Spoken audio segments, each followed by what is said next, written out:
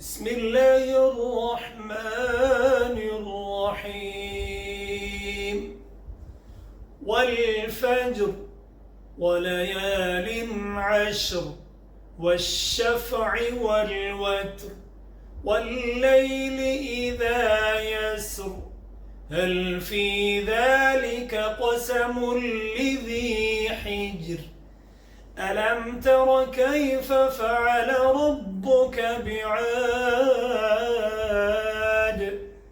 إرم ذات العماد التي لم يخلق مثلها في البلاد وثمود الذين جابوا الصخر بالواد وفرعون ذي الأوتاد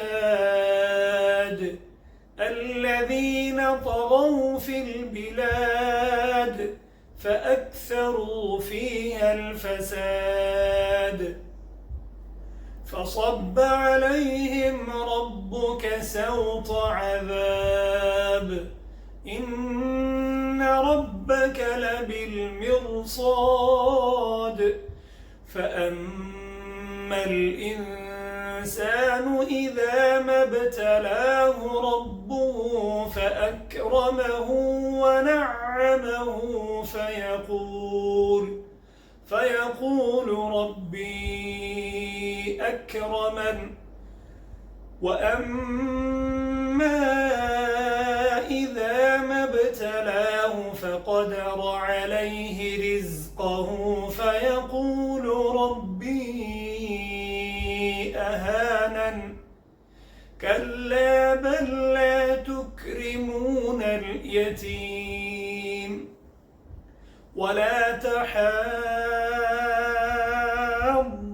على طعام المسكين وتأكلون التراث أكلا لما وتحبون المال حبا جما كلا إذا دكت الأرض دكا دكا وجاء ربك والملك صفا صفا وجيء يومئذ بجهنم يومئذ يتذكر الإنسان وأنى له الذكرى يقول يا ليتني قدمت لحياتي فيومئذ لا يعذب عذابه أحد ولا يوثق وثاقه أحد يا أيتها النفس المطمئنة ارجعي إلى ربك راضية مرضية فادخلي في عبادي وادخلي جنتي صدق الله العظيم. ये सूरतुल फजर है अनकर ये सूरतुल फजर है। इसमें आपने देखा पहली चार राय ये बहुत अहम है और इम्तिहानी जगह ये चार राय मोटी पड़ेंगी। वल फजर नंबर 1 वल फजर जिम में कलकला लाम को मजबूत वल फजर वलयालिन अश्र अश्र والشفع والوتر والليل إذا يسر ये चार राय मोटी पड़ेंगे मुफखम और पांचवी बारीक।